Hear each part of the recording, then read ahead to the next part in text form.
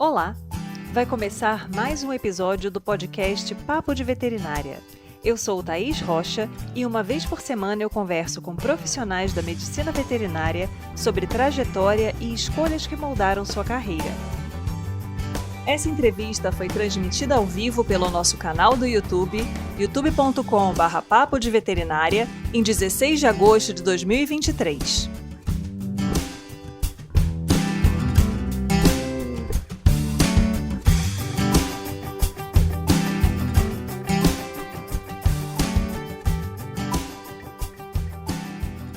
A convidada de hoje, Ana Paula Gering, nos conta como é a atuação em anestesiologia de animais silvestres, desenvolvendo trabalhos de pesquisa a campo e contribuindo para o desenvolvimento de protocolos que tragam uma anestesia mais segura para esses animais. Compartilhando os desafios de atuar nessa área inovadora, ela traz as percepções de quem sempre busca informações, novas abordagens e, para isso, o trabalho em equipe é fundamental. Vem aprender sobre mais uma área da nossa profissão. Então, seja muito bem-vinda, Ana.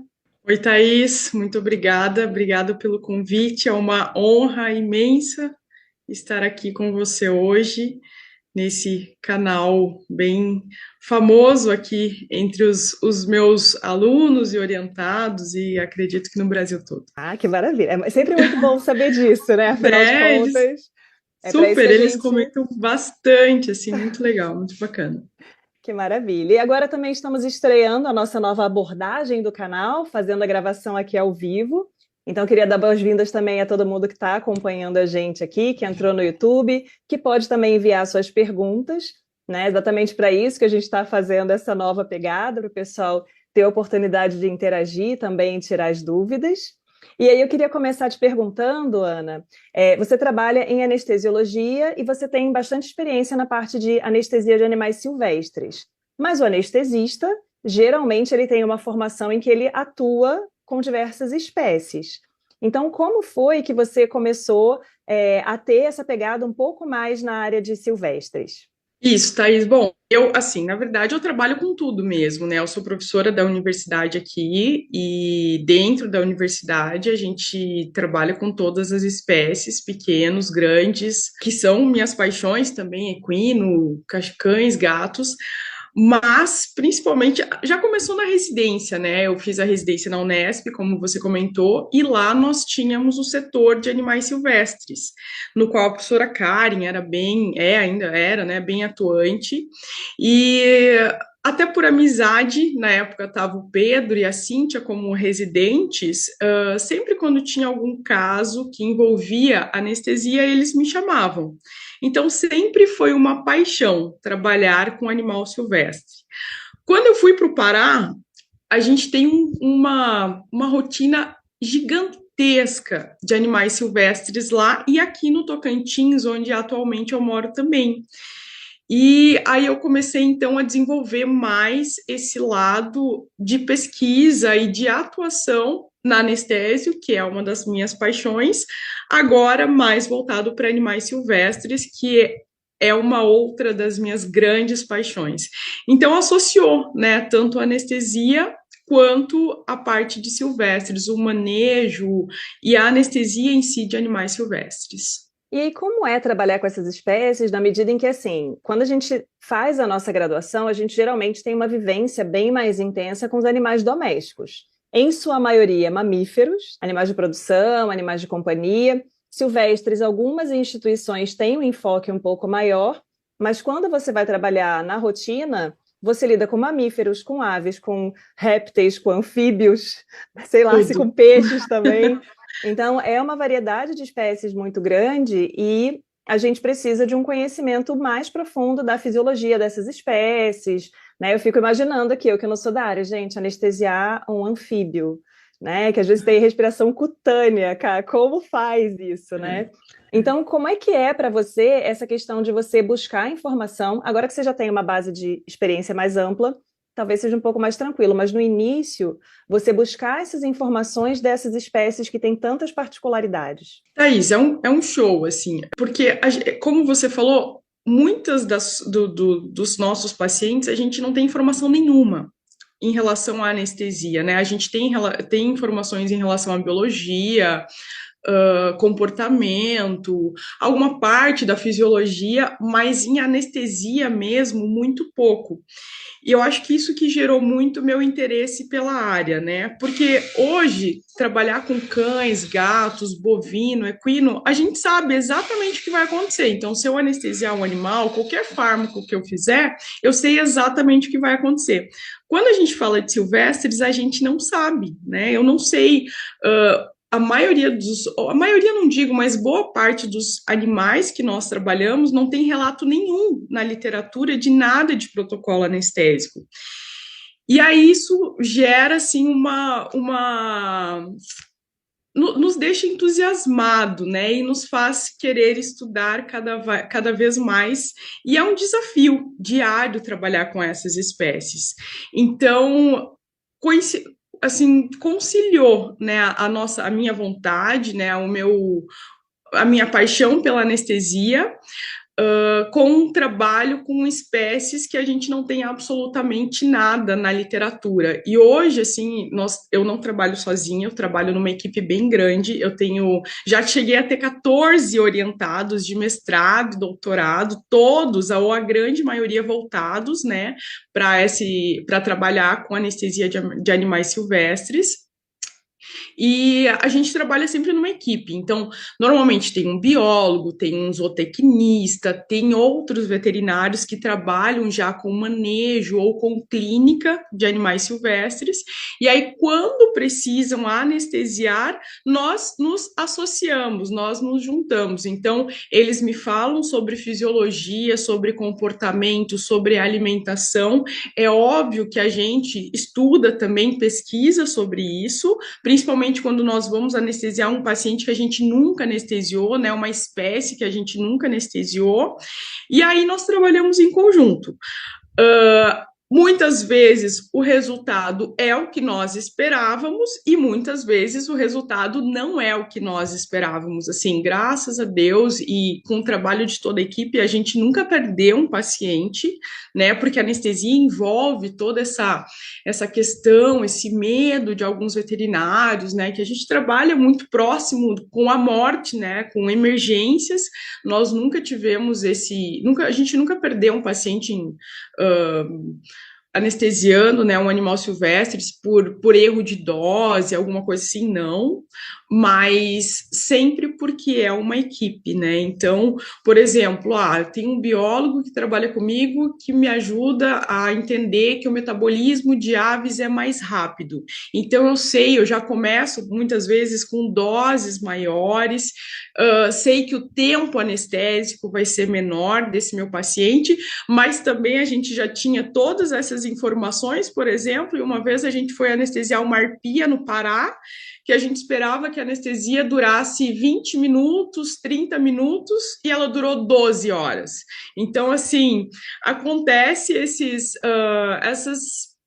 momentos inesperados, né, da anestesia de silvestres, já que a gente não tem muitas informações ou quase nenhuma informação na literatura a esse respeito. E pensando em termos de pós-graduação, acaba sendo uma questão bem interessante, porque toda vez que você trabalha numa área que não tem muita informação na literatura, você tem um campo muito vasto para começar a estabelecer, não sei se a gente poderia dizer protocolos, né? Porque existem variações grandes, às vezes, entre populações, mas dentro da biologia daquela espécie já é uma grande ajuda você ter alguma coisa publicada. Então é bem bacana, né? Você ter essa gama de possibilidades para poder pesquisar e trabalhar mais nesse tema, porque realmente a Sim. gente percebe que, às vezes, em espécies domésticas menos comuns, como búfalos, falta informação. Imagina, né, na diversidade de animais silvestres que vocês trabalham, né? Sim, e esse é o nosso foco hoje aqui, né, Thaís? Então, hoje eu oriento alunos em vários estados, Pará, Amazonas, Tocantins, né, que trabalham justamente com protocolos. A gente tenta padronizar, claro que tem toda a questão individual, né, do animal, mas a gente tenta padronizar ou sugerir protocolos que sejam seguros para serem feitos em animais silvestres e principalmente, né, Thaís, animais que muitas vezes a gente trabalha a campo, porque é diferente, tipo, você anestesia um cachorro, você tá dentro do centro cirúrgico, você tem oxigênio, você tem uma gama de equipamentos e aparatos que, se acontecer qualquer emergência, você consegue muitas vezes reverter, mas animais silvestres não. Então, a gente trabalhou há pouco tempo com antas, por exemplo, eu não consigo, a gente não tem estrutura hoje, por exemplo, para pegar uma anta no meio da selva, né, no meio do mato, no meio do cerrado e levar até um bloco cirúrgico. Então, eu preciso ter um protocolo também que seja seguro, tanto para o meu paciente a campo, quanto também para a gente, né? Porque se esse animal acorda de uma forma inesperada, ele pode ferir alguém, algum dos meus orientados, ou a mim mesmo, ou alguém da equipe que trabalha com a gente. Então é bem interessante, assim, é bem particular a anestesia de animais silvestres. E isso, para mim, é fascinante, né? Porque foge muito do óbvio ou do comum, que é o que a gente faz todos os dias, né? Na clínica de pequenos e de grandes também. Então, quando a gente vai trabalhar com silvestres, eu sempre falo para os meus meninos, assim, a gente vai preparado para uma situação, mas eu não tenho a menor ideia do que vai acontecer. Então, às vezes a gente programa, sei lá, 3 animais num dia, a gente consegue fazer um, porque a captura dele envolve toda uma logística que para pequenos não envolve, para grandes não envolve, né? E para silvestres, então, é muito individual, sempre é muito individual. A gente vai preparado para não ter hora para voltar e sempre preparado para um trabalho em equipe, né? Uma das coisas que a gente conversa muito, Thaís, é a questão da segurança também, né? Não só do nosso paciente, como eu já comentei, como a nossa. Então, às vezes, a gente vai anestesiar um felino, uma onça pintada, por exemplo, um animal de 100 quilos, talvez 80 quilos, 90 quilos. Se eu errar, eu ponho tanto em risco a vida do meu paciente, como também da equipe que está trabalhando comigo.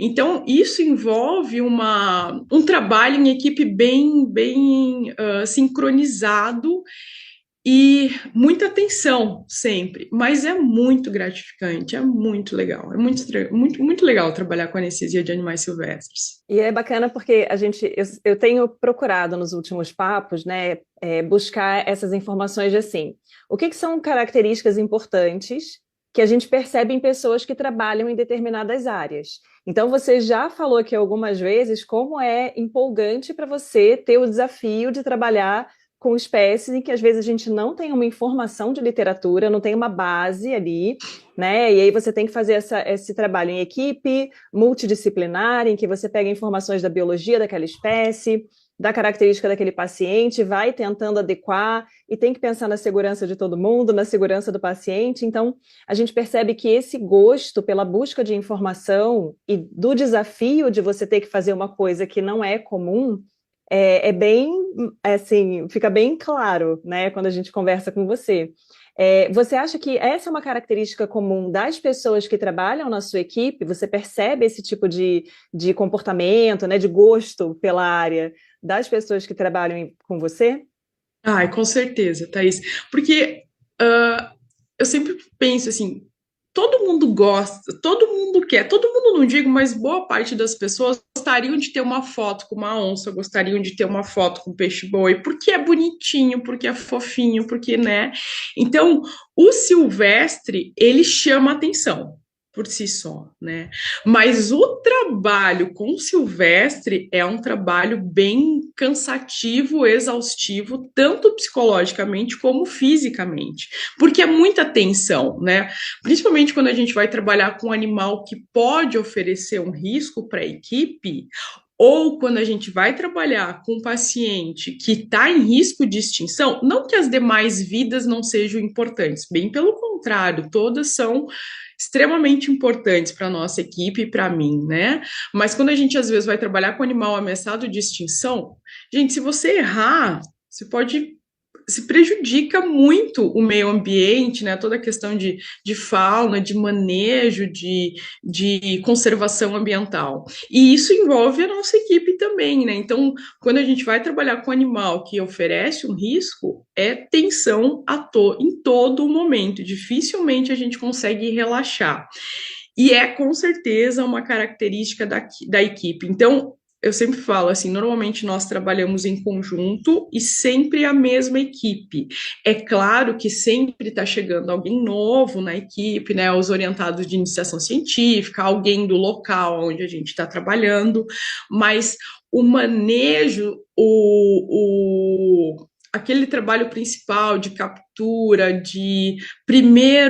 a primeira manipulação do animal anestesiado normalmente é feito pela equipe que já está acostumada a trabalhar junto.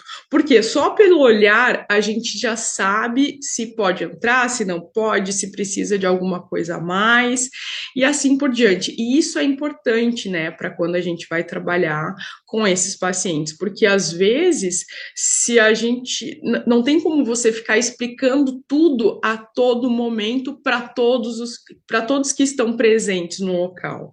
Então tem que ser uma equipe bem integrada, que já trabalha há um tempo junto, para que as coisas aconteçam de uma forma tranquila, tanto para a gente quanto para o nosso paciente. Eu acho que isso é uma característica bem legal do nosso grupo, né? E sempre que alguém quer entrar, óbvio, está sempre muito bem-vindo, mas no momento que entra, primeiro fica só na observação, para depois, nas outras capturas ou nas outras expedições, ir se integrando até que se torna, né, uma parte fundamental da equipe, como a maioria de hoje, de nós somos, assim, né? E aí é necessário ter um cuidado importante também, até com a saúde das pessoas, não só pelo risco do animal machucar, mas tem que pensar, por exemplo, em ectoparasitas que podem transmitir doenças, né? Que a gente sabe Sim. que nessa fronteira, né, do homem com o animal silvestre, tem muitas doenças que a gente ainda não conhece, outras que a gente conhece são riscos importantes, como a febre maculosa, né? Então,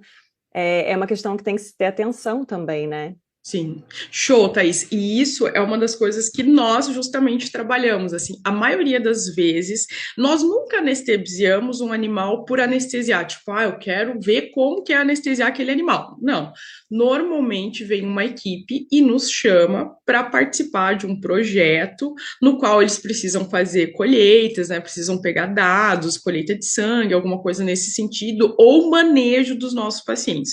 Eu comecei a trabalhar com silvestres aqui no norte do Brasil, em conjunto com uma professora sensacional, professora Alessandra Scofield, ela é professora lá da Federal do Pará, até hoje uma grande amiga, e nós trabalhamos já há muitos anos em conjunto, porque ela é justamente da parasitologia, Thaís. Então, ela trabalha com carrapato, ela trabalha com doenças emergentes, né?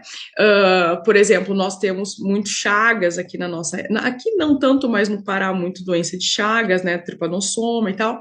E ela precisava fazer as coletas desses animais, e para isso os animais tinham que estar anestesiados. Então, assim, a gente começou o nosso trabalho em equipe, né? A trabalhar em conjunto, justamente pensando também nessa questão das doenças emergentes. Então, que é um assunto bem atual, né, e que é o que a gente trabalha hoje com saúde única, e sempre com a equipe bem treinada, né, no próprio manuseio dos nossos, no próprio manejo dos nossos pacientes, né. E sempre, a gente sempre é bem comum mesmo, da gente sair de uma expedição com milhões de carrapato, eu mesmo, sempre uma ivermectina antes, uma ivermectina depois, porque é bem comum realmente da gente sair com ectoparasitas, né, das nossas expedições. E é uma questão que eu acho que é importante, você comentou um pouco sobre os animais silvestres, eles despertam muito interesse do público geral. E hoje em dia, eu não sei se na sua região está dessa mesma forma, talvez o perfil sempre tenha sido diferente pela característica regional mesmo, pelo acesso, né, a áreas de cerrado, áreas de floresta mais densa, que é um pouco diferente do que a gente tem aqui no Sudeste, por exemplo. Mas a Uhum. gente sabe que, pelo menos na minha percepção, o número de animais, ó, desculpa, de alunos. Foi mal, galera! O número de alunos interessados na área de animais silvestres, na minha percepção, tem aumentado tanto que está ultrapassando aquela divisão mais clássica que a gente tinha de ser uma divisão entre pequenos e grandes, e você ter alguns que querem silvestres e pouquíssimos que querem outras áreas. Aqui, por exemplo, a gente já tem dividido entre silvestres e pequenos, grandes muito Legal. pouco e outras áreas menos ainda. Então, é uma área que encanta muito por essa possibilidade de lidar com animais, mas a pessoa tem que ter também uma noção de tudo que implica você trabalhar com espécies em que falta muita informação sobre, então muita coisa ainda precisa ser descoberta.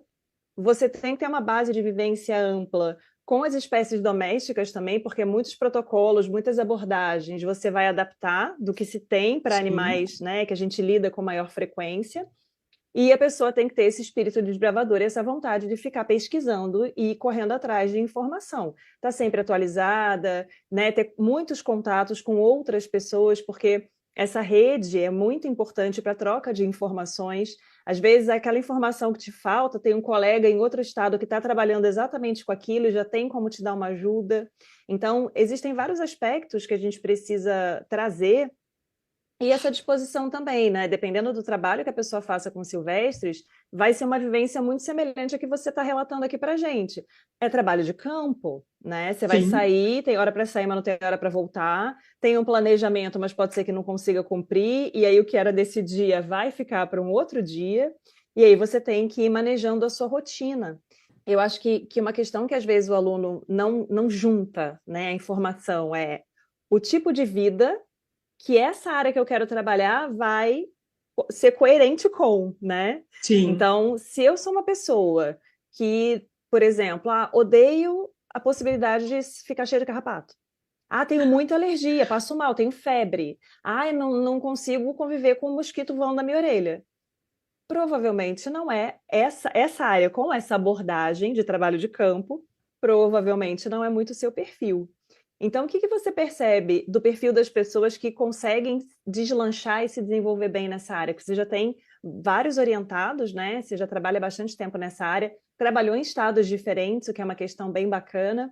Então, o que você percebe do perfil? É aquela coisa meio Indiana Jones, assim, eu e minha calça caqui, né? O meu chapeuzinho, muito protetor solar, porque a gente tem, né, habitualmente, um perfil de pessoa, né, que Sim. acaba se encaminhando. Então, eu sempre brinco com o pessoal de animais selvagens, sempre assim, todo tatuado, né, o cabelão diferente, gosta de umas roupas mais confortáveis, porque, né, você tem que sentar, baixar, e pega bicho, aquela coisa toda.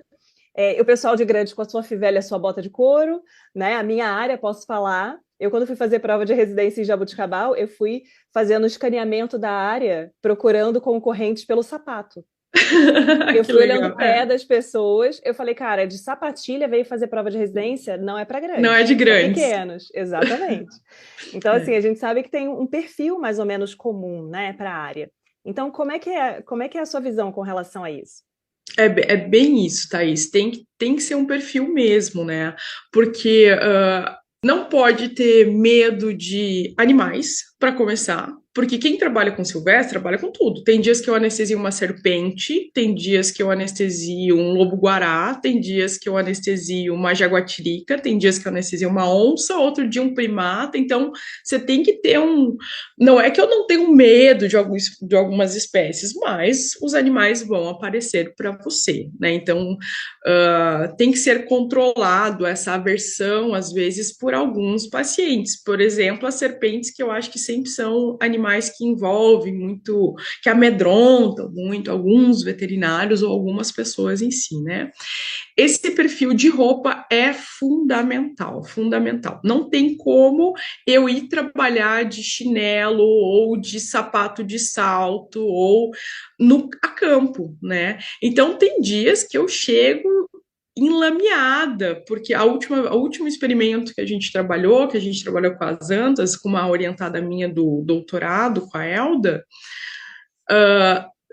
o animal excitou na hora de acordar, eu deitei em cima dele. Eu tinha lama em todo, não tinha um local em mim que não tinha lama. Então, se eu não estou aberta a esse tipo de experiência, com certeza não é um local que não é, talvez não é não vai ser agradável, na verdade, para mim estar naquele ambiente, né?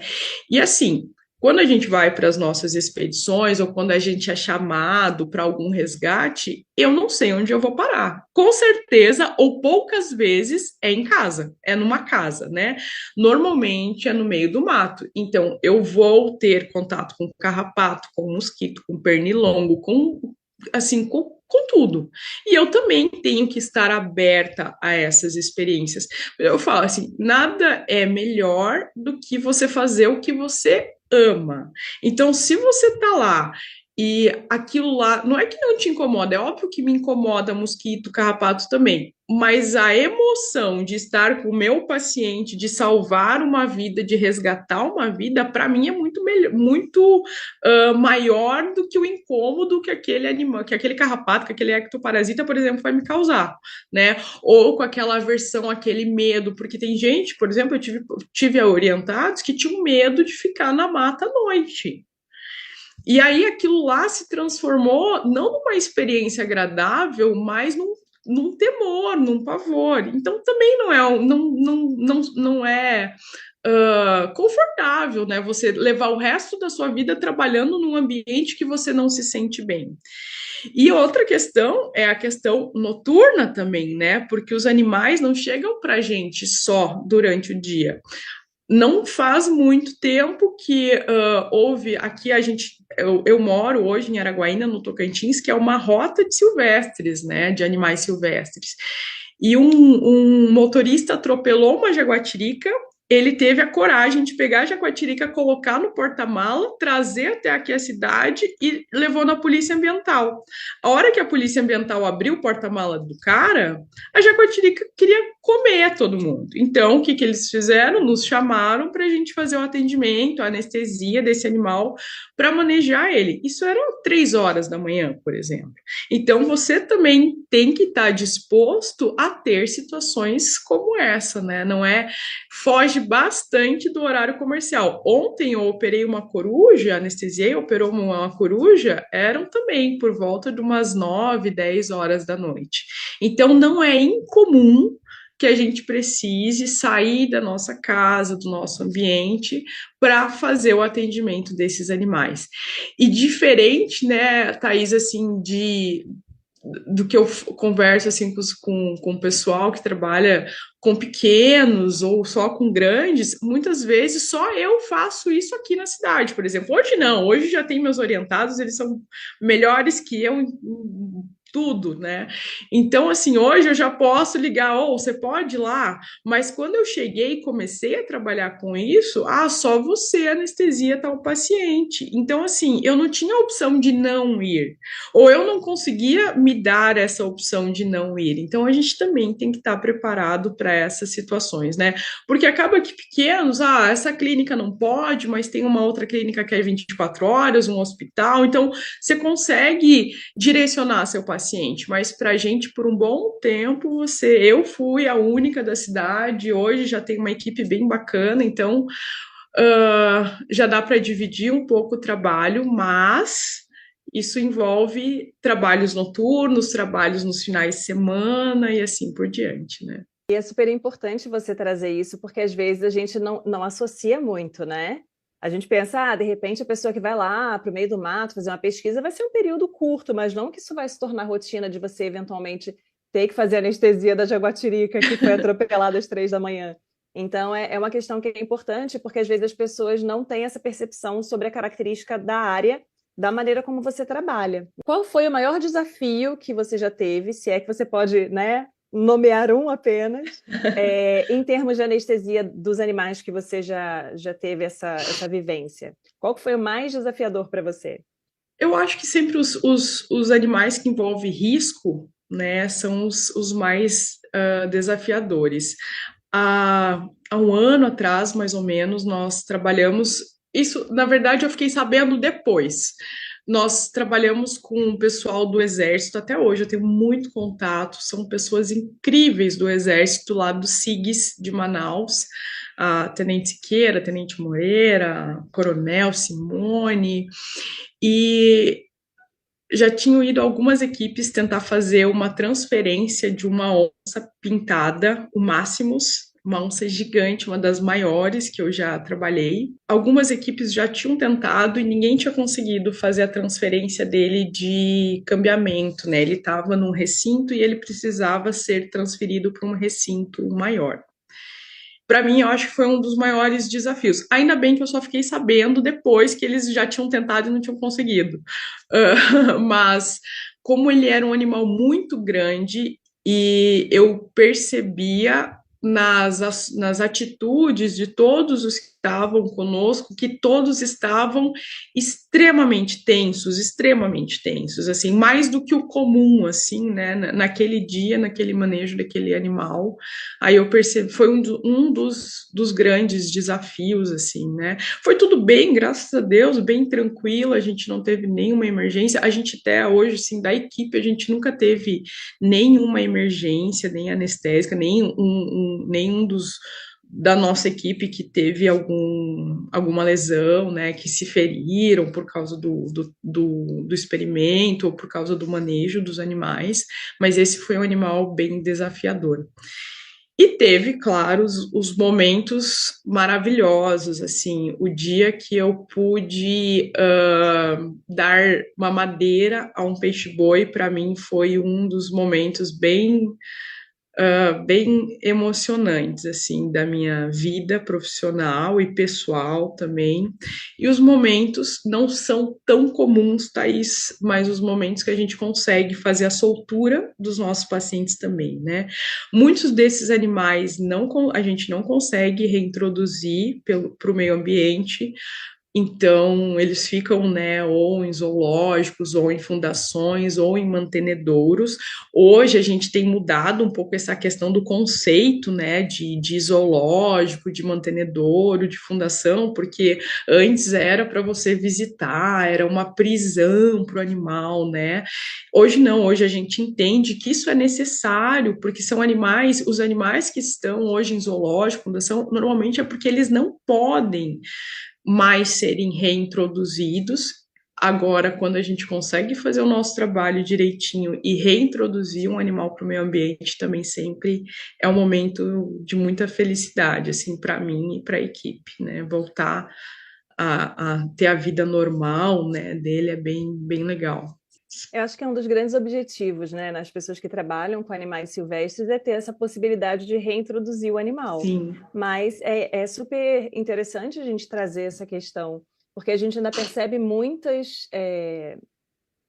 um conceito muito errado, né, sobre qual é a função do zoológico, né, Sim, dessas instituições, porque a pessoa às vezes vê aquele animal que está estressado, aquele animal que tem manifestações de distúrbios comportamentais, e às vezes associa isso à permanência naquele recinto, quando na verdade às vezes o animal não pode ir para a natureza exatamente porque às vezes ele já veio de uma condição muito complicada e ele não tem como voltar, né? sim, Isso representaria um risco para aquele indivíduo e, às vezes, para a espécie. Então, a gente precisa, né, dessas instituições até para também trabalhar mais a questão da biologia, né, e ter mais informações para a gente poder ter ações cada vez mais direcionadas pensando na conservação.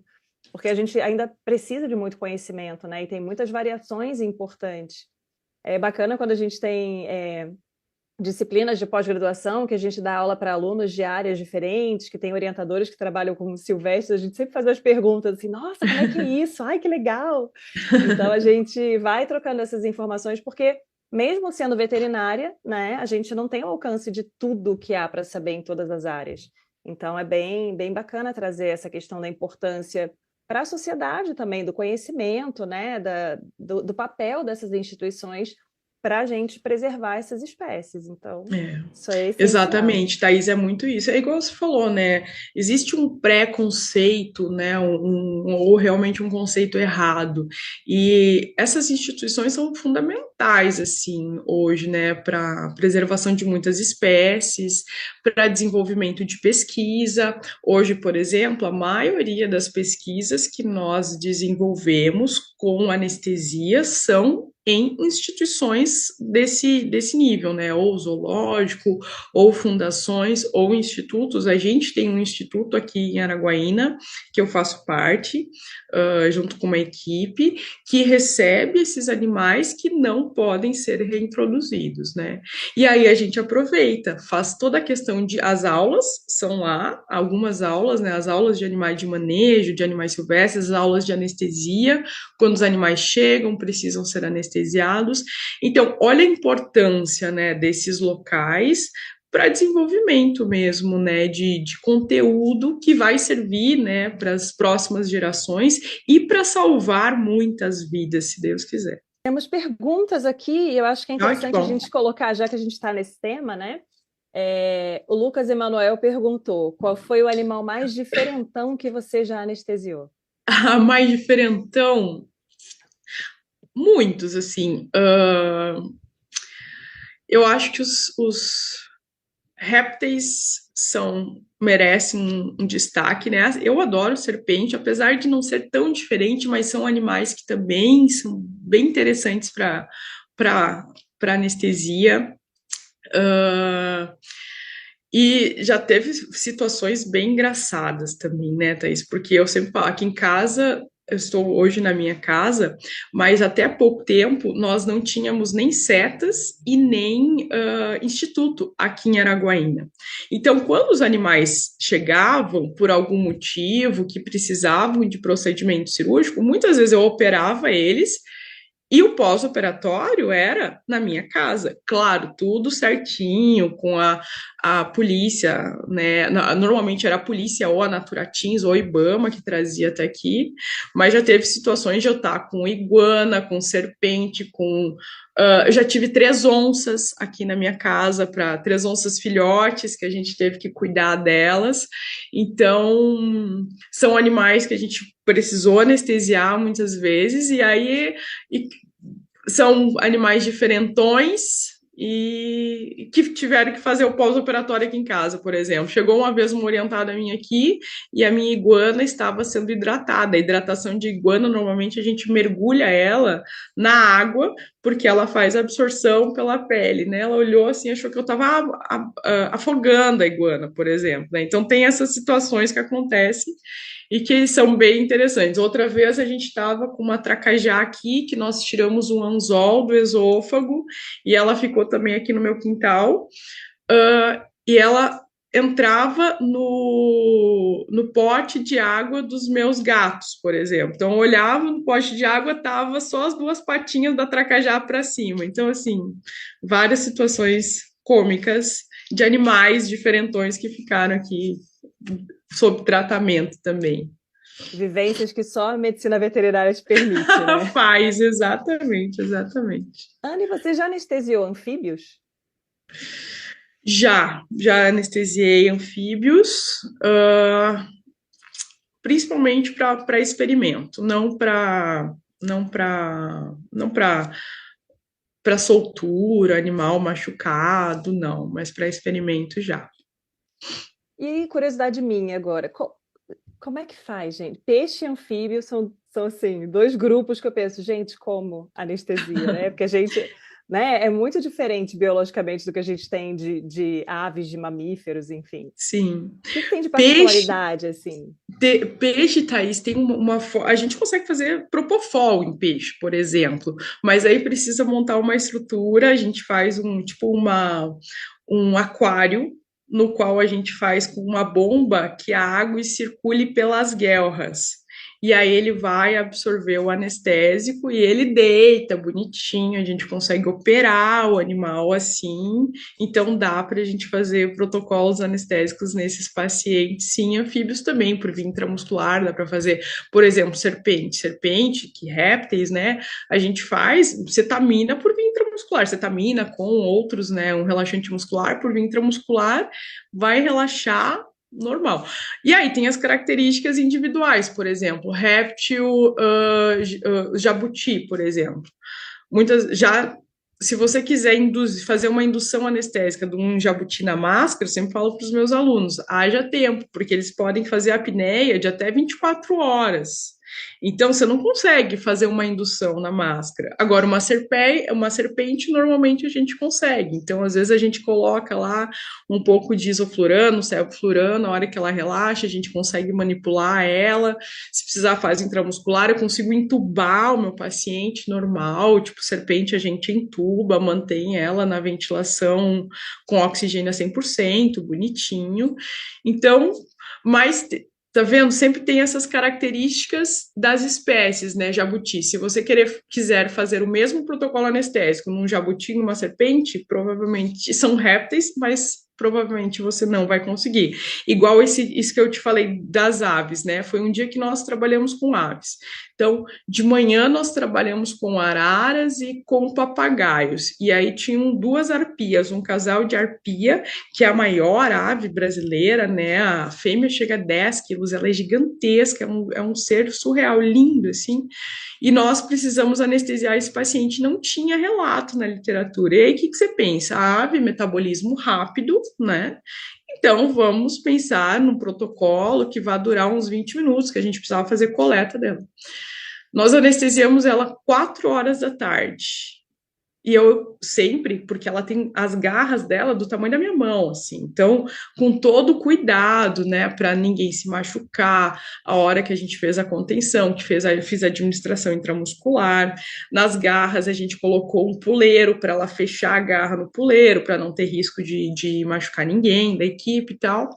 Falei, ó, galera, cuidado que 20 minutos ela vai acordar, no máximo meia hora ela vai acordar. Isso passou meia hora, 1 hora, 2 horas, 3 horas, 4 horas e nada. Então, sempre também a gente tem que estar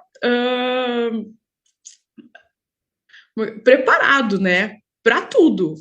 Esse foi um paciente que acordou, como eu comentei contigo, 12 horas depois. Então, a gente passou de uma ave que acordou em 15 minutos, com um protocolo extremamente semelhante, para um outro animal, para uma outra ave que demorou 12 horas para acordar. Então, e não tem, a gente não sabe, né? Então, é sempre um experimento. E aí, Ana, quando você pensou em enveredar para a área da anestésio, você já tinha essa afinidade por silvestres ou Não. foi algo que veio depois, durante a residência que você tinha comentado, né? Uhum. Dessa possibilidade de vivenciar ali no setor de silvestres em Jabuticabal. Sim. Ah, Thaís, eu acho que todo mundo sempre gosta um pouco de Silvestre, ou boa parte das pessoas sempre gosta de Silvestres, né? Mas confesso que eu não tinha pensado nessa área de atuação para a minha vida, assim. Desde o sexto período, eu sempre gostei de anestésio. Eu durante a universidade, né? Durante a minha graduação, eu fiz bastante anestésio. Mas a área de Silvestre surgiu mesmo lá na Unesp, quando eu comecei a ter contato bastante com os residentes de Silvestre. E aí é exatamente essa questão do desafio, né, do novo, de você estar sempre sendo desafiada a uma informação que ninguém tem.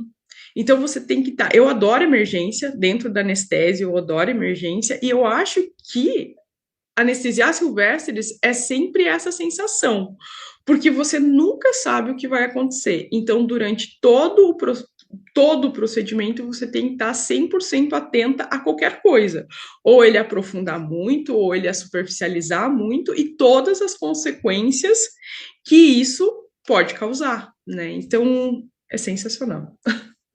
E aí, Ana, que você acha que é importante o aluno ter atenção durante a graduação para ele conseguir ter destaque nessa área? Quais são os caminhos que você foi encontrando que você acha, pô, isso aqui é bacana, a pessoa fazer, isso é importante? ou coisas que você fala, isso aqui de repente talvez não, né? Porque às vezes as pessoas precisam um pouco desse direcionamento, né? Dessa perspectiva de como é que pode ser feito. Thaís, eu acho que, primeiro, para você trabalhar com anestesia de Silvestres, você tem que ser um ótimo anestesista, né? Você tem que ter completa segurança do que é a anestesia em Recording si, in progress. de farmacologia, de intubação, de canulação. Você tem que ser muito bom em anestesia primeiro, porque, por exemplo, quando você vai trabalhar com animal silvestre, as coisas acontecem muito rápido, né? Tipo um cachorro. Se ele superficializou da anestesia, você consegue segurar ele, você consegue aprofundar ele né, de uma forma mais rápida. Agora, uma onça não pode superficializar durante uma anestesia, né? Então, você tem que ter muita prática já, eu diria, na área que você escolheu. Por exemplo, anestesia. Então, se alguém quer, espero que muitos queiram trabalhar com anestesia de silvestres, primeiro, fazer uma boa formação, né, em farmacologia, em fisiologia, que é o que a gente precisa sempre. Depois, em anestesia, né, você tem que ser muito bom anestesista para aí sim começar a trabalhar com os nossos pacientes diferentões, né, com os nossos silvestres. Claro, isso de uma forma geral, né, porque tem pacientes que são muito parecidos com o que a gente já está trabalhando. Então, vou anestesiar um cachorro do mato, vou anestesiar um lobo-guará, vou anestesiar uma raposa, vou anestesiar uma mão pelada. São canídeos a maioria deles, né, então... são muito parecidos com os nossos cães, por exemplo. Mas cada um tem as suas particularidades e elas devem ser estudadas antes. Uma das coisas que eu sempre comento com os meus alunos, eu dou muito uma aula que se chama Particularidades da Anestesia de Animais Silvestres. Eu dou bastante uma aula e um curso assim, em vários locais, né? E não tenho vergonha de perguntar ou de estudar, porque hoje eu considero impossível para mim saber anestesiar qualquer animal, porque só de espécie de aves que a gente tem, tá, são inúmeras. Então, hoje vai chegar um canário, amanhã vai chegar uma arara, outro dia vai chegar. Então, normalmente, quando eu sei que vai chegar um paciente diferente, que eu nunca anestesiei, a primeira coisa que eu faço é estudar sobre ele. Como que é a anatomia, como que é a fisiologia, tem alguma diferença nessa fisiologia, em especial desse paciente, dessa espécie? Porque aí, quando eu vou anestesiar, eu já tenho essa base de fisiologia, né? E aí fica mais fácil para a gente conseguir executar de uma forma segura a anestesia desses nossos pacientes. Por exemplo, se eu já tenho informação de anatomia, eu já sei se eu vou conseguir entubar, se eu não vou, se eu vou ter dificuldade. Se eu for ter dificuldade, eu já sei quais os fármacos que eu não vou usar. Eu não vou usar um fármaco que causa apneia no paciente que eu não sei se eu vou conseguir entubar. Então, olha como eu já estou minimizando os riscos, né, da anestesia desse paciente. Eu falo muito isso para os meus alunos. Por exemplo, vou anestesiar um tamanduá. Gente, tamanduá é muito difícil entubar. A gente não sabe se vai conseguir ou não, a não ser que eu faça uma traqueostomia, né? Então, eu não vou fazer uma indução com um agente que cause apneia num paciente que eu não sei se eu vou conseguir entubar, por exemplo. Né? Então, essas percepções que a gente tem que ter, eu nunca anestesiei esse animal, então eu vou sempre com cuidado, porque eu não sei como que vai ser o manejo, eu não sei se eu vou conseguir ter um acesso, né? Algumas vezes a gente não consegue ter um acesso a um paciente. Você pega um animal que pesa 20 gramas, às vezes um acesso é quase impossível, né? Ou eu faço intraósseo, talvez, mas se for aves também não é indicado fazer intraósseo, muitas vezes, e aí? Então eu tenho que sempre estar precavida para todas essas informações, e eu só vou ter essas informações se eu estudar antes. Então é bem comum a gente sentar, estudar, conversar sobre o protocolo anestésico para aí ajustar as doses. Isso é uma coisa bem legal que a gente faz na nossa equipe, sabe, Thaís, de trabalho, assim como tenha já uma equipe legal, assim, de orientados, né? Então, normalmente, quando a gente vai trabalhar com os nossos pacientes, tipo, amanhã a gente vai anestesiar tal animal, a gente senta alguns minutinhos antes, junta o que nós já temos de dados de ou essa espécie ou espécies semelhantes, monta o protocolo anestésico que nós vamos fazer, discutimos sobre as principais emergências, problemas que podem acontecer, a gente tenta minimizar todos os riscos para a gente, para o animal, para aí sim partir para a parte prática. Então, você fala, a parte anestésica, às vezes, é o último momento de um planejamento gigantesco, né, para até a gente chegar nessa anestesia desses nossos pacientes. E outro ponto que a gente não comentou hoje ainda, Thaís, é você saber sair de situações complicadas, né? Porque, por exemplo, já aconteceu de nós de comprar dardos, por exemplo, vou dar um exemplo, aconteceu vida real mesmo, de uma orientada minha que hoje está no Catar, da Eveline. Nós fomos trabalhar também com antas, um trabalho super legal, foi aceito agora por uma publicação bem interessante. Esse trabalho já tem ajudado uma equipe bem bacana que trabalha com antas no Brasil. E nós compramos dardo, compramos agulha e tal. Chegamos a campo, nada funcionava. Nada, nada, nada, nada. E aí, até você chegar na cidade, são 3 horas de carro. A gente não tem muitas vezes tempo hábil para isso, ou tem e não, né? Olha o transtorno. Então, o que a gente fez? Sentamos e fizemos os nossos dardos, fizemos as nossas agulhas. Então, a gente também tem que estar preparado para essas situações, né? Se tal equipamento, vou usar um rifle, não funcionou, qual é a minha outra alternativa, né? E saber manusear todos esses equipamentos. Um dos pontos que eu falo sempre para os meninos é que a gente precisa saber manusear os equipamentos de captura. Então, se eu vou anestesiar uma onça, eu não vou chegar com a minha seringa e fazer na bunda da onça. Eu preciso pensar que eu tenho que saber usar uma zarabatana, que eu tenho que saber usar um dardo, que eu tenho que saber usar um rifle e assim por diante. E saber corrigir qualquer problema que possa acontecer com o meu equipamento, né? São questões bem interessantes que realmente, né, a pessoa tem que ter uma destreza também, né? Então, além do conhecimento das áreas básicas, né, de todo esse estudo, toda essa discussão, a pessoa entender bem da farmaco, da terapêutica, da fisiologia, da anestésio, ainda tem que ter a capacidade, a habilidade de pensar em soluções para problemas que nunca são planejados, né? Problema não é uma coisa que a Sim, gente põe, o problema vai ser esse aqui, então já tenho o meu plano de resolução. Não é sim, assim que acontece, né? Então, realmente é importante, né, ter essa habilidade, até por essa característica do deslocamento que vocês têm.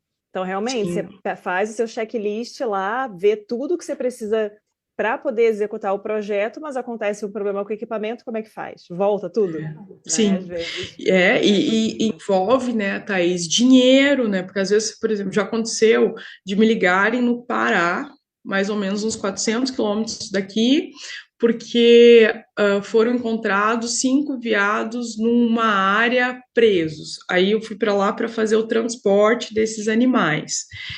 E aí, você chega lá, já pensou? Você chega lá e esqueceu alguma coisa? Ou chegar lá, alguma coisa deu pronto, você tem que voltar 400 quilômetros para voltar e os animais? Será que eles vão sobreviver esse tempo? Então, é uma questão bem, bem legal, assim. Hoje, todas as expedições que a gente faz um checklist 10 vezes. Hoje eu não faço mais, né? Normalmente os meus orientados, eles fazem uma lista e conferem, reconferem, conferem, reconferem várias vezes para que nada falte. E também a gente já tenta identificar no local, se faltar ou precisar de alguma coisa, aonde que a gente pode recorrer, né, para conseguir o que estiver faltando, por exemplo. Vou dar alguns exemplos. A gente trabalhou já no Amapá, Manaus, vários locais, né? O gás que a gente usa para o dardo não pode ir no voo. Então eu preciso comprar lá ou eu preciso arrumar uma outra forma para fazer com que o dardo funcione. Então a gente já sabe que isso acontece, quando eu chego lá, eu já tenho que saber como que eu vou reagir a essa situação, né? Então, estar preparado para essas situações.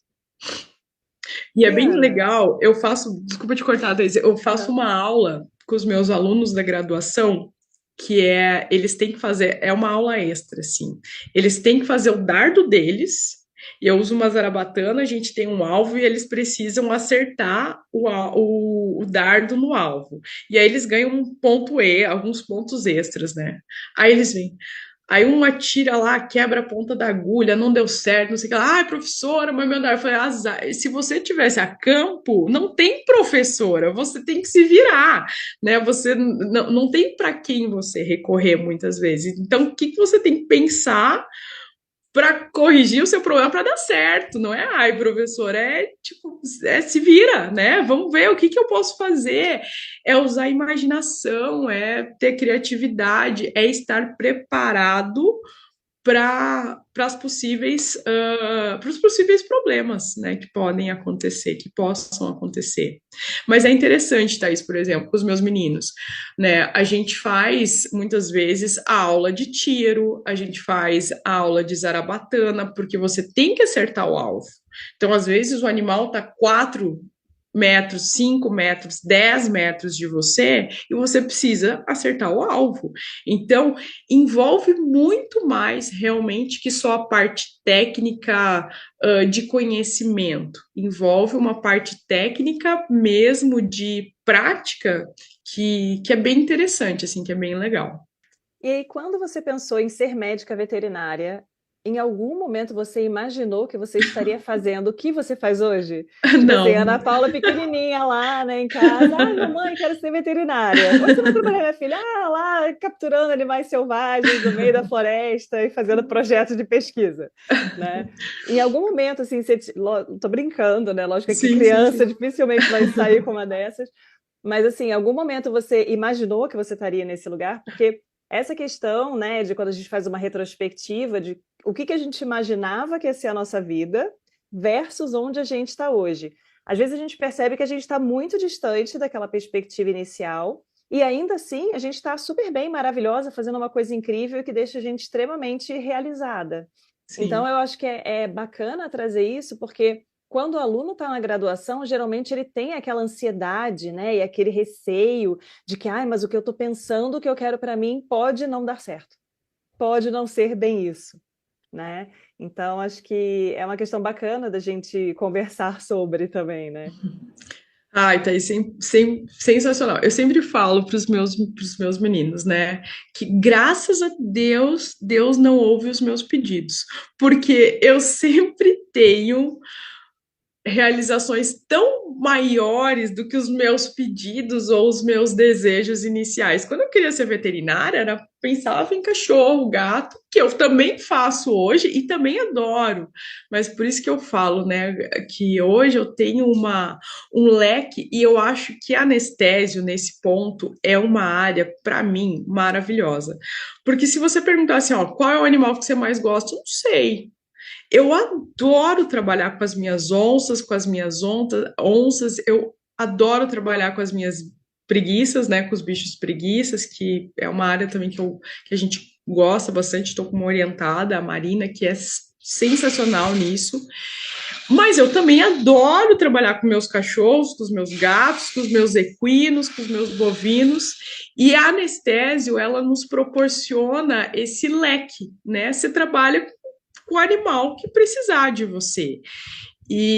Mas quando criança, eu pensava em realmente salvar vidas. Na minha cabeça, naquela época, era cachorro e gato, que era o que eu tinha mais contato. E, de novo, que bom que Deus não ouviu só o que eu pedi naquele momento e me deu muito mais do que eu imaginava e para minha vida, né? E eu falo assim, Thaís, a minha profissão, né, a minha área de trabalho, trabalhar com anestesia de silvestres, já me proporcionou assim realizações pessoais e profissionais sem imensuráveis, assim, a oportunidade de viajar, de conhecer muitos estados, né? Agora, talvez, ano que vem a gente vai para outro país trabalhar com silvestres também, né? Já tive a oportunidade de ir para outro país acompanhar a anestesia dos megamamíferos e tal, e acompanhar, hoje, assim, a gente trabalha Amapá, Manaus, né, Amazonas, não só Manaus, mas Amazonas, Pará, Tocantins. Mês que vem, setembro, vou ter a oportunidade de ir para um estado novo novamente. Então, isso é bem empolgante de novo, né? Bem satisfatório, bem realizador para mim, assim. É um dos pontos bem interessantes também para mim trabalhar com esses animais em diversos locais, conhecer pessoas diferentes, conhecer animais diferentes e ter essa oportunidade, né? E eu acho que é importante a gente trazer também, porque assim, às vezes eu tenho uma vivência muito mais de região sudeste, né? Eu sou do Rio de Janeiro, eu passei muito tempo em São Paulo como você, fiz residência, mestrado, doutorado em São Paulo, agora eu estou no Espírito Santo. Mas a gente tem um país enorme, com realidades muito diversas, e às vezes a pessoa tem a vontade de trabalhar com uma determinada área, mas fica muito presa à questão daquele universo que ela conhece, que é o que ela tem contato, que é as universidades que tem no entorno. Não vou nem entrar no mérito da pessoa que não quer sair de perto da família, porque às vezes para a pessoa Sim, isso é uma questão muito sim, importante, aí tá ok, né? Mas às vezes a pessoa tem essa disposição de ir para um lugar que é mais estruturado, ou que vai oferecer o maior número de oportunidades dentro daquela área que ela quer se desenvolver. A gente sabe que a veterinária é extremamente ampla, né? Por isso que o canal está aí, para a gente mostrar toda essa diversidade. A gente, quando entra na universidade, a gente tem realmente uma visão muito estreita, a gente acha que é trabalhar com bichinho, principalmente bichinho doméstico, cachorrinho, gatinho, cavalinho, vaquinha, né? Agora, os silvestres têm um destaque grande, mas para muitas pessoas isso é muito distante da realidade. A pessoa às vezes acha que é lindo, maravilhoso, mas talvez não seja bem para mim. E a gente tem essas universidades que estão para o norte do país, que têm essas áreas mais desenvolvidas, né? Então, tem profissionais extremamente qualificados que fazem muitos trabalhos na área, que geram muito conhecimento, e que às vezes o aluno que está distante não tem muito essa visão. Ah, talvez seja bacana eu fazer minha universidade lá na Federal do Tocantins, porque lá tem a professora Ana Paula que trabalha com anestesia de selvagens, uhum, né? Então, uhum. assim, eu acho que é bacana a gente trazer essa diversidade também, porque às vezes a pessoa fica meio amarrada, e aí tem um pouco de uma frase que é bem recorrente entre os alunos: nossa, mas agora eu já fiz tanta coisa aqui para eu mudar, né? Para eu ir para um outro lugar, para eu ter uma outra experiência, será que ainda é uma coisa boa? E você tem essa questão da mobilidade, né? Você, como profissional, você é do Tocantins originalmente? Ou você só Não, formou na não. Federal Tocantins? Eu só formei, Thaís.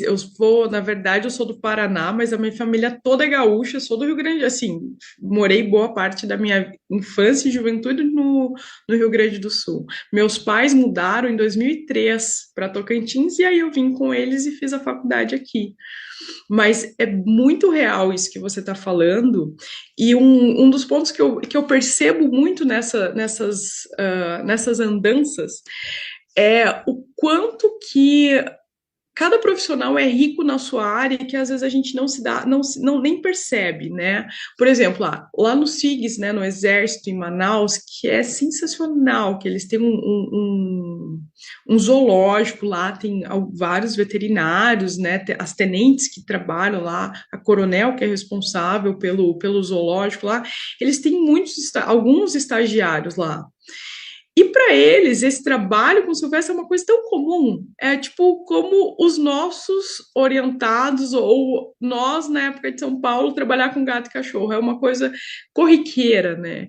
Então, quando chega alguém diferente, nossa, você tem contato com isso. Tá, tá. Então, às vezes, como a gente está tão habituado a trabalhar com aquilo ali, para nós se torna mais um dia de trabalho. O que talvez para uma outra pessoa é o paraíso, né?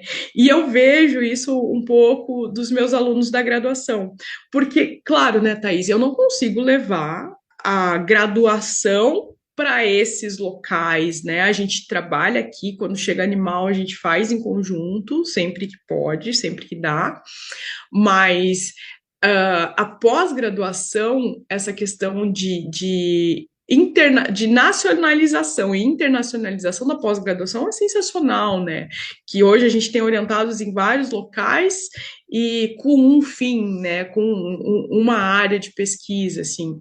Então, é muito isso hoje, né? Hoje eu tenho orientados em várias partes do Brasil, e ok, tem uma orientada minha que está em Natal, tem uma que está em Belém, tem uma que está aqui, e ok, e tem outra que está em Manaus hoje, trabalhando no Petibor lá. Então, assim, e ótimo, que legal, e a gente consegue trabalhar bem juntos, né? Cada um no seu canto, cada um na sua área, mas na hora de trabalhar estamos todos juntos e é isso, né? E eu acho que a pandemia nos trouxe um ponto positivo, que é isso que a gente está fazendo agora, essa comunicação online, né? Então, a gente consegue fazer as nossas reuniões online, as nossas discussões de caso online, e isso é interessante também. E para o aluno que se interessa nessa área, eu vejo que tem um local aberto, gente, assim, ó, no Brasil inteiro, né? Quer trabalhar com silvestres, fundações, zoológicos, sempre pedem estagiários, né? Porque o estagiário ajuda muito nas instituições. E é impressionante, assim, um aluno que faz estágio na área, que conhece a logística, né, de trabalhar com um animal, na área que for, né? Se você quer anestésio, a logística de trabalhar com anestesia, a logística de trabalhar no zoológico, a logística de trabalhar com cirurgia, é o diferencial, né, dos alunos, esse interesse por estágio, por estar presente, né, por entender como que é a logística. Isso facilita muito e nos ajuda absurdamente. Quando eu comecei a trabalhar com silvestres, até então eu não tinha nenhum orientado, porque eu tinha acabado de chegar na cidade, eu ainda não fazia parte do programa de pós-graduação. Então, a galera da graduação que desbravou, né? Nós desbravamos juntos essa área. E eles tendo esse esse link, assim, essa afinidade com a logística, isso ajuda muito, né, Thaís? Porque, se anestesia um animal, precisou reverter porque ele não ficou bem, e o aluno, né, ou o profissional já ter esse start de ter que ir lá pegar tal coisa para reverter, meu, isso ajuda muito. Então, para quem gosta da área, ou para quem talvez ache que goste da área, experimenta, né? Eu acho que isso está aí, a gente precisa experimentar. Ter essa mente aberta é muito importante, né? E essa flexibilidade. A gente tem uma questão que é muito real na vivência. A gente, como professora, a gente está dentro disso o tempo todo, que é quanto mais a gente estuda, quanto mais a gente vai atrás, mais a gente percebe que a gente precisa Sabe conhecer nada. mais, né? Que a gente não sabe nada, que tem muita coisa para descobrir ainda, muita coisa para melhorar do que já se sabe, né? Da forma como já se faz. Então, a gente precisa desse fôlego jovem, da pessoa que vem com esse gás para ajudar, contribuir com isso, porque a gente não consegue fazer tudo sozinha, a gente precisa de braços, né? De mais braços Sim. para ampliar. Então, a gente compartilha o nosso conhecimento, ajuda a viabilizar o caminho das pessoas para também ter essa integração e ampliar o conhecimento e distribuir isso cada vez mais. Então, são questões que são muito importantes e, às vezes, o aluno tem aquela síndrome do underdog, né? Do cachorrinho ali rejeitado. Tipo, mas eu não sei nada. Ai.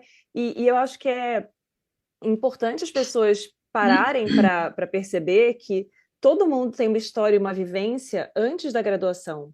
Então, às vezes, a pessoa que tem uma habilidade manual que ela acha que não tem nada a ver com o curso, pode te ajudar lá a ajeitar o rifle que parou de funcionar, Sim. né? Ou a pessoa que tem, às vezes, uma vivência em uma outra área pode te trazer uma nova perspectiva para mudar alguma coisa, né?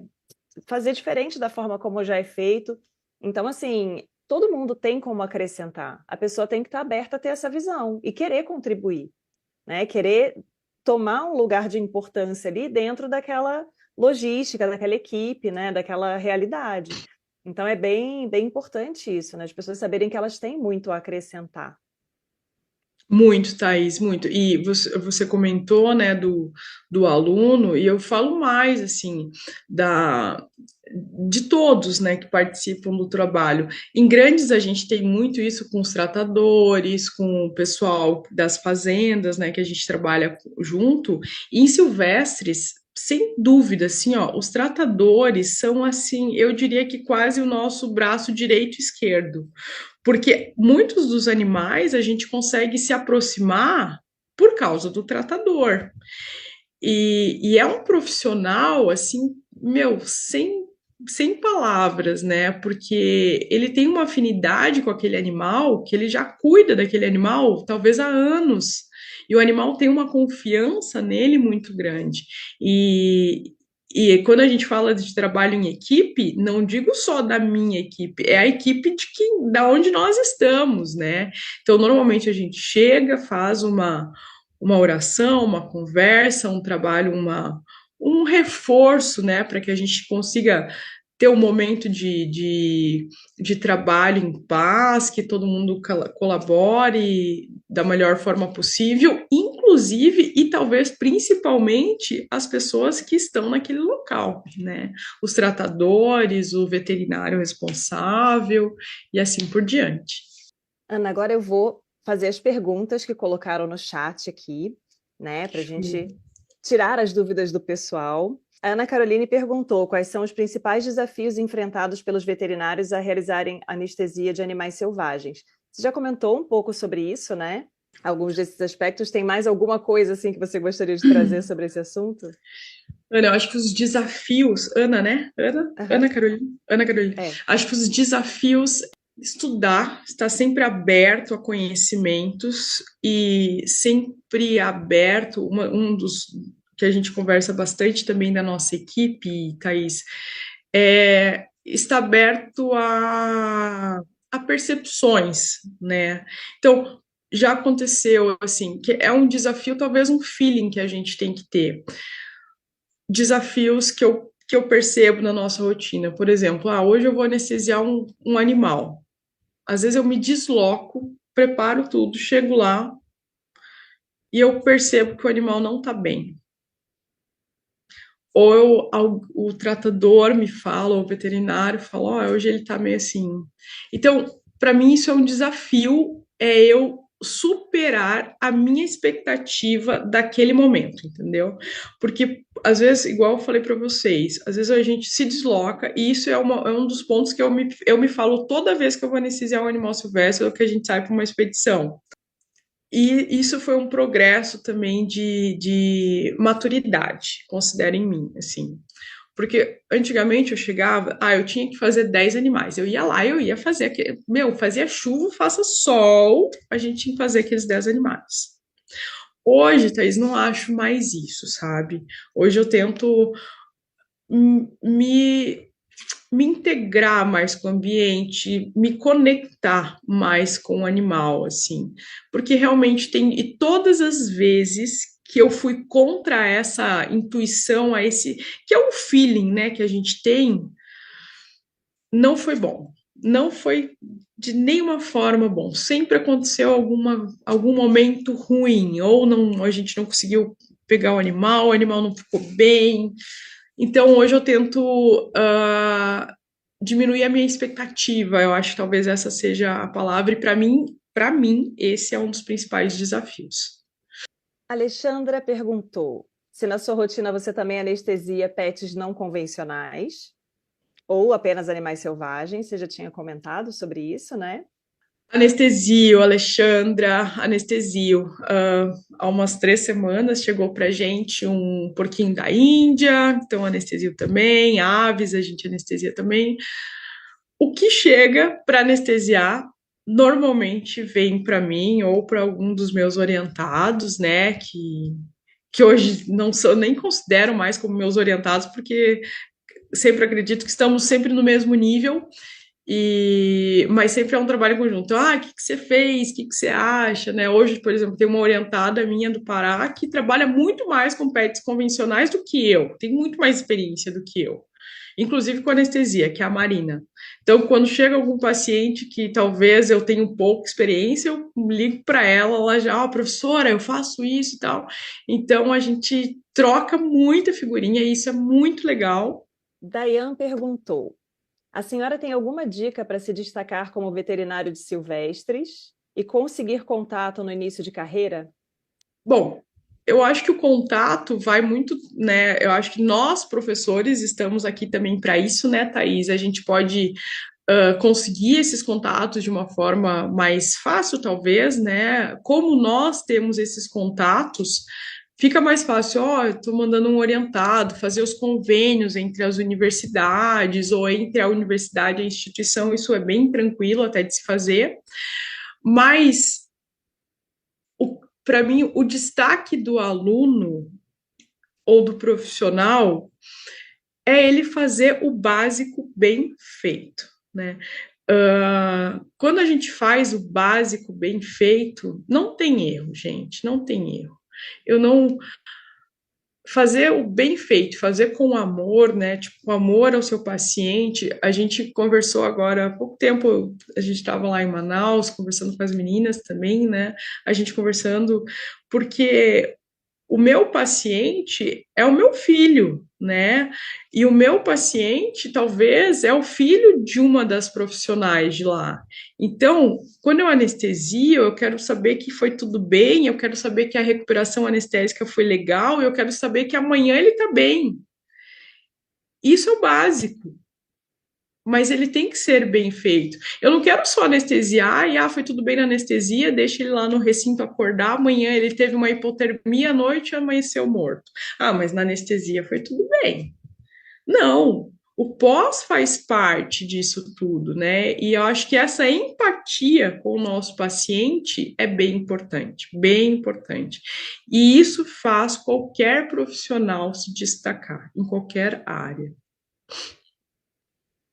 E é um dos pontos, a gente até não comentou, Thaís, mas é um dos pontos do nosso foco de estudo também. Não só o transanestésico, mas a recuperação anestésica, que é um ponto fundamental em silvestres, né?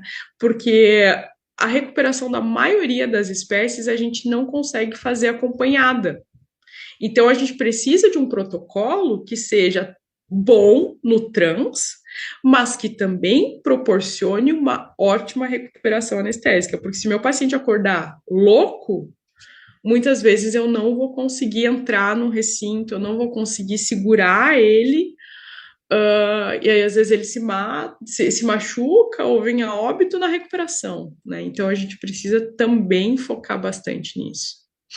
A Alexandra também perguntou: o que você acha mais desafiador e qual grupo animal você acha mais desafiador fazer anestesia? O que eu acho mais desafiador?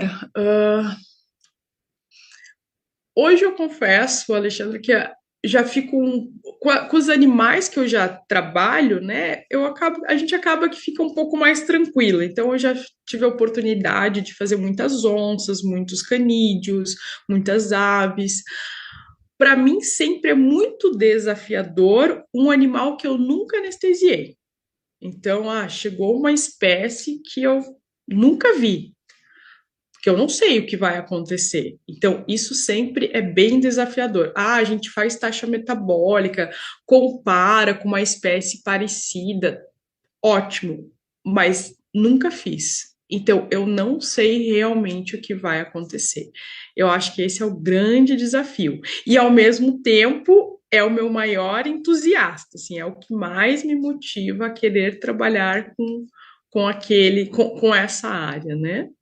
E a outra pergunta, acho que não tem grupo também. Eu acho que é isso, é a questão do novo, né? Gosto muito de trabalhar com os xenatras, adoro trabalhar com xenatras e para mim eles ainda são desafiantes, né? Desafiadores, que são os tatus, as preguiças e os tamanduás, os xenatras no geral. A Emily perguntou: e com relação a ter que improvisar equipamento? É comum isso na rotina de vocês, né? Como é que Muito. faz? Como é que faz com relação a isso? Muito, Emily, muito, muito, muito. Eu pensaria que acredito que mais de 50% do que a gente usa é improvisado. Não é improvisado porque a gente não tem condições de comprar, não é nem a questão de compra, de aquisição, é a questão de não ter, né? Por exemplo, vou te perguntar: tem alguma sonda orotraqueal para entubar tamanduá? Não. Tem alguma. Não tem, né? Não tem. Tem alguma sei lá, uma baraca, um sistema aberto que eu possa usar para ventilar um animal de 30 gramas? Não tem. Então, a gente muitas vezes precisa usar da imaginação e fabricar os nossos equipamentos. Então, e isso também é legal, né? Então, e é isso que a gente troca muita figurinha. Né, no Brasil inteiro, às vezes eu ligo a Pedro, você já que é o veterinário lá da Itaipu, que foi residente conosco, né? Foi Pedro, Que você foi já nosso necessitou? entrevistado. Sim, Foi ah, nosso foi. entrevistado da Ah, primeira temporada, eu falei com o Pedro. é, Pedro Aham, Teles, ele é aham, maravilhoso, maravilhoso. maravilhoso. Eu amo ele. Eu sou madrinha do casamento dele e ele do meu. Ah, que Nós somos legal. muito amigos até hoje. Então, às vezes eu ligo para ele, Pedro, pelo amor de Deus, como é que tu faz tal coisa? Ah, eu faço assim, assim, assim, deu certo. E é isso. Então a gente vai se ajudando. Acho que falta muita publicação, né, Thaís, desses métodos tabajara, né? Ah, mas ó, não tem tal máscara, mas dá para fazer assim. E dá certo fazer assim, né? E eu acho que às vezes a gente fica um pouco com medo também de publicar coisas assim, de invenções que a gente precisa fazer que dão certo, e que salvam a vida dos nossos pacientes muitas vezes, né? Com certeza. A questão do desenvolvimento de técnicas, né, também são publicações super importantes. Às vezes você fica Sim, focado em avaliação de parâmetros, né? Ah, sim. não, né? A saturação, sei lá o quê, É, subiu, desceu.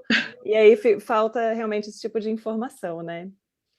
A Ana Caroline perguntou quais são os cuidados especiais necessários ao realizar anestesia de filhotes de animais selvagens. basicamente os mesmos, a gente tem sempre os mesmos cuidados do que quando a gente vai anestesiar animal, né, doméstico, cão, gato. E aí, claro, que vai depender muito da espécie. Por exemplo, eu vou anestesiar um filhote de uma anta. Já é um animal que ele vai chegar para mim com 30 quilos, mais ou menos. Então, o que eu tenho que me preocupar? Tempo de jejum não é tão prolongado. É um paciente que normalmente ele não vai entrar em hipotermia, porque ele é um animal grande, mas eu tenho que sempre ficar esperta com temperatura, metabolismo mais rápido e assim por diante. Então, vai depender muito da espécie. Agora, eu vou anestesiar uma ave filhote. Temperatura é meu carro-chefe, né? Ele vai perder temperatura, então desde o início eu já preciso me preocupar com temperatura, também tempo de jejum, também hipoglicemia e assim por diante. Então acho que vai variar muito conforme a espécie dos nossos pacientes. Eu sempre falo, eu divido a anestesia em 6 etapas e a primeira e uma das mais, ou talvez a mais importante, é conhecer o meu paciente. Então, se eu sei as características desse meu paciente, adulto ou juvenil ou filhote, eu vou conseguir estar preparado para aquela situação. E é isso que eu sempre falo, assim, a questão é você estar preparado para corrigir as alterações que aquele protocolo, aquele procedimento vai causar. Então, se eu vou fazer uma anestesia que vai ter uma duração longa, que eu sei que o metabolismo do meu paciente vai diminuir, que ele vai ter que ficar de jejum, que ele vai perder temperatura, eu já me preparo para diminuir esse impacto. Então, eu já vou estar num lugar aquecido, ou com luva, ou com colchão, ou com não desligo o ar, né? Porque normalmente é o ar livre, então a gente não tem interferência, né, disso, mas eu tento montar um local que seja o mais confortável possível para o meu paciente. Por exemplo, Thaís, vamos anestesiar um animal pesado, anta, que é um animal que a gente trabalha bastante. Eu me preocupo com o chão acolchoado, eu me preocupo onde que ele vai cair, uma das últimas expedições, né, que foi essa que a gente trabalhou com os animais da Eveline, todos os nossos travesseiros da equipe foram utilizados para acolchoar o chão. Ninguém dormiu. Nós ficamos 10 dias na expedição, zero travesseiro para todo mundo, porque nós chegamos lá, a gente viu que o chão era desnivelado, tinha pedra, a hora que o nosso animal caía, a gente colocava ele para cima dos nossos travesseiros. Então, ó, é uma percepção que a gente teve lá e conseguiu resolver, mas a gente conseguiu antecipar uma possível emergência que talvez esse nosso paciente pudesse ter, né, de compressão nervosa de nervo, por exemplo. Imagina uma anta com paralisia de radial, né? Como é que Imagina! faz? Como é que faz depois? A Catarina fez uma pergunta que eu acho que é muito interessante, a gente traz bastante isso, né, nos outros papos do canal também, eu acho que é bacana ter a sua percepção. Como você soube, né, escolher essa área? Porque ela está no 8º período e ela ainda não sabe o que que ela quer. Ela ainda não escolheu nenhuma área, então isso é uma preocupação grande que o aluno tem, né? Eu acho que eu não escolhi, acho que a anestésio que me escolheu, para falar a verdade, assim. Eu deixei acontecer. Eu sempre tentei fazer as coisas que me deixavam feliz, né? Que me faziam bem. Então, por exemplo, eu sei que eu não gosto de inspeção. Eu fui uma vez durante a graduação num frigorífico e não é para mim. Então, eu não forcei fazer uma coisa que eu não tinha afinidade. E a questão da anestesia, de centro cirúrgico, sempre foi um ponto que me chamou muita atenção na graduação. Eu sempre gostei muito de estar no bloco cirúrgico e sempre gostei muito dessa questão da anestesia, desse controle da vida, né, que a gente tem em mãos, assim. E sorte, quando eu estava na graduação, a professora, eu não tive professora de anestesiologia, assim, e eu tinha uma professora de cirurgia que sabia muito de anestesia. Então, para ela operar, ela precisava de uma anestesista. Como eu estava sempre no hospital veterinário, ela foi me ensinando e eu fui me apaixonando pela área. E assim que anestésio veio parar na minha vida. Então não fui nem eu que escolhi anestésio que me escolheu, né? Então eu comecei a anestesiar para ela, óbvio, né? Eu estava na graduação, ela me sob supervisão dela, mas aconteceu dessa forma. E eu acho que quando a gente não sabe ainda, e é normal não saber, né, durante a graduação, que a gente tem que experimentar. E já tirar as nossas conclusões. Ah, esse é um ambiente que eu não gostei. Por exemplo, eu, com inspeção, não. Se eu tivesse que trabalhar com inspeção, provavelmente eu não seria mais veterinária. Não é uma área que eu tenho afinidade. Mas o que envolve esse cuidado, né, com o animal e principalmente o bloco cirúrgico, eu gosto muito. Então eu fui fazendo as coisas que eu mais me sentia bem. E assim foi acontecendo. Essa é uma questão importante, né? A gente ter essa sensibilidade, essa percepção de que às vezes a área escolhe a gente, não o contrário. Então você começa a perceber que você tem habilidade para aquilo, que você gosta, que aquilo te deixa feliz e aquilo é um incentivo constante para você querer mais. Sim. Então esse é um marcador importante, né? De que aquela área pode ser uma área bacana para você trabalhar. E às vezes a gente fica muito apegado a outros fatores que não necessariamente vão trazer aquela resposta que você precisa. Então, assim, quanto ganha? Ou será que nessa região específica aqui, nesse nichozinho que eu quero frequentar, eu vou conseguir desenvolver? Ou já é uma área muito saturada, talvez não seja para mim. Então, assim, tem muitos aspectos, né, que a gente se depara, e às vezes a gente deixa passar essa percepção mais básica. Sim, né? O que te incentiva, o que te deixa feliz de fazer? Isso aí é uma questão importante. E olha, Thaís, assim, claro, o nosso foco é anestesia de silvestres, mas eu tive um acontecimento na minha vida que mudou muito a minha forma de pensar em muitas coisas, né? Eu tive câncer de mama há uns 4 anos atrás, mais ou menos, em 2018 eu descobri. E muitas coisas me fizeram mudar a forma de pensar. Essa questão financeira que você citou é uma delas, né? Claro, dinheiro é importante, todo mundo quer ter dinheiro, todo mundo quer ter uma vida confortável, quer, né, viajar, mas, gente, a hora que a satisfação de você realizar um desejo é um negócio surreal, né? Não tem preço, não tem preço. E falo mais, Thaís, muitas vezes nas expedições nós não temos financiamento, muitas vezes. Muitas vezes a gente tem uma parte, mas muitas vezes é o dinheiro do nosso bolso. Muitas vezes são cursos que a nossa equipe desenvolveu para que a gente conseguisse verba para fazer essas viagens. Hoje já não mais tanto, mas o início foi assim. Faria tudo de novo, porque a minha realização profissional em estar lá, em ter essa vivência, em ter essa experiência, não tem preço, não tem preço, sabe? Então, hoje, claro, hoje já a maioria a gente já recebe mais convites, né? As próprias instituições já pagam, já fazem, já pagam para a gente fazer o trabalho e tal, para deslocamento. Normalmente não é um salário, nada, mas é os custos, né? Mas a realização assim é sem palavras. Claro, talvez eu possa me dar esse luxo por trabalhar na universidade, por ter um salário fixo, né? Não acho que se eu fosse profissional autônoma eu ia ter esses luxos, essas regalias que talvez eu, como profissional de serviço público, tenho em poder participar dessas expedições em forma de experimento e tal. Mas essa questão financeira é bem interessante, né, de conversar. E eu acho que eu tive essa percepção, essa mudança de percepção, principalmente com essa doença, assim, que é a hora que você se analise, que eu me analisei, o que realmente me faz bem.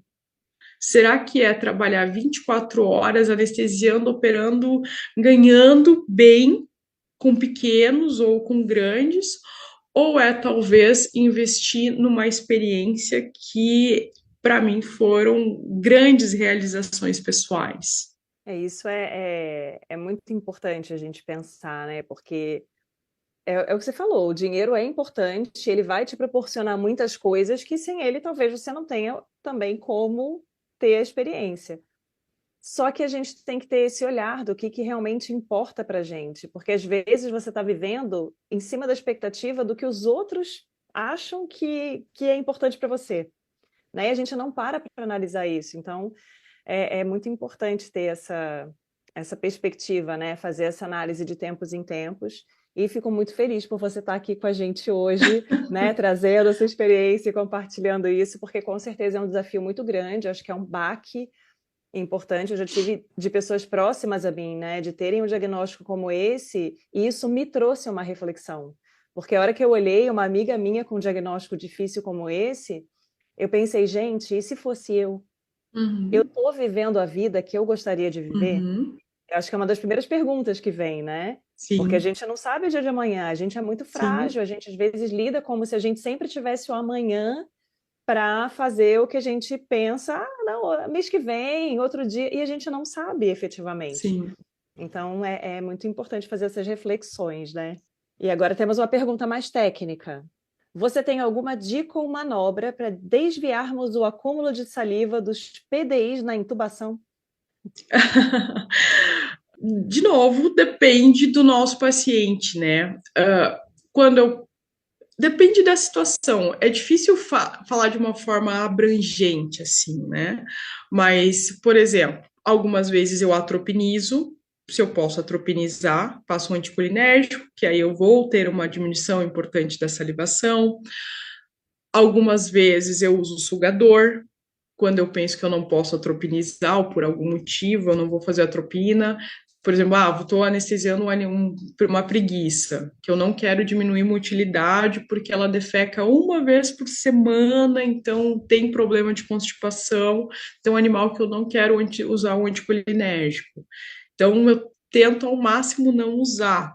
Aí eu tento mudar a posição do meu paciente para não ter problema né, de obstrução de via aérea, ou eu tento usar um sugador. Então, vai depender muito, muito, muito da situação, né? Do paciente que eu estou trabalhando, de tudo, de vários fatores, assim. É aquela coisa de realmente não ter uma resposta padrão que serve para todas Sim, as situações, né? É muito sim. variável. Acho que não temos mais nenhuma pergunta do pessoal que está Show. assistindo.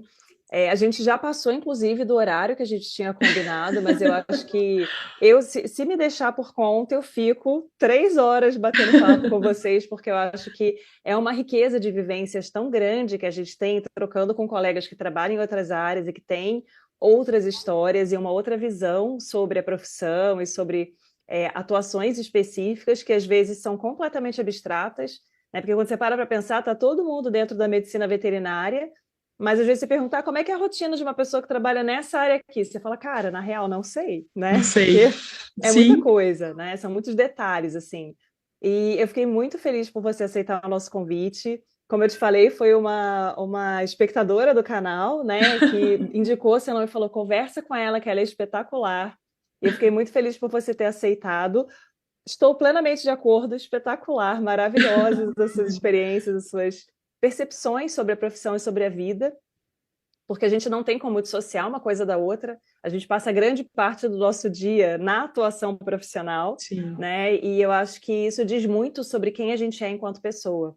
Então, eu acho que esse seu discurso, né, de que os meus orientados são colegas, e aí são pessoas que, né, nossa, estão melhores do que eu em várias áreas, e pensar que você abriu o caminho para essas pessoas poderem estar onde estão hoje. Então, isso é muito importante, né, a gente ter esse papel de disseminar o conhecimento e de abrir portas para que outras pessoas possam voar mais distante do que a gente pôde, né? Com a nossa vivência, com a enfim, nossa rotina, né? A vida que a gente escolheu. Então, queria te agradecer muito por estar aqui com a gente hoje, né? Por responder todas essas perguntas, por estar aí disponível para o pessoal. Você com certeza é uma pessoa muito querida, tem vários comentários aqui, depois eu vou te passar os prints dos Ah, que comentários do legal. pessoal no chat. Gostei muito dessa abordagem ao vivo, acho que é muito bacana o pessoal poder interagir, trazer as perguntas, que às vezes acaba ficando sem graça, depois eu mando, depois eu pergunto e acaba, né, não Não fazendo mandando. isso de fato. Queria abrir a palavra para você, se você quiser trazer mais alguma mensagem, falar mais alguma coisa. Ai, Thaís, eu que agradeço muito o convite. Fiquei bem honrada e surpresa e feliz, né, de poder conversar um pouquinho com você e com todos os que estão conosco hoje sobre uma área tão bonita, né, da veterinária e poder trazer um pouquinho do nosso trabalho, que é realmente nosso trabalho, não é meu, né? É uma equipe gigante que trabalha assim com esses pacientes e que é muito legal, muito gostoso, assim, sem palavras. Espero que tenha empolgado alguém a ingressar na área de anestesia, na área de silvestres ou em ambas, como é o que eu trabalho hoje, e estou aberta sempre a qualquer dúvida, ao que eu puder contribuir, né, com qualquer profissional veterinário que queira saber um pouquinho mais ou que já trabalha nessa área e que a gente possa trocar informações. Então, de novo, muito obrigada. Foi uma conversa super gostosa e espero realmente ter contribuído com os nossos colegas. Este foi o Papo de Veterinária. Obrigada por ficar conosco até aqui. E não esqueça de compartilhar com seus colegas que também gostariam de saber mais sobre a profissão. Toda quarta-feira temos vídeos novos no youtube.com/papo de veterinária. E às segundas-feiras estarei aqui com vocês para mais um episódio. Até lá!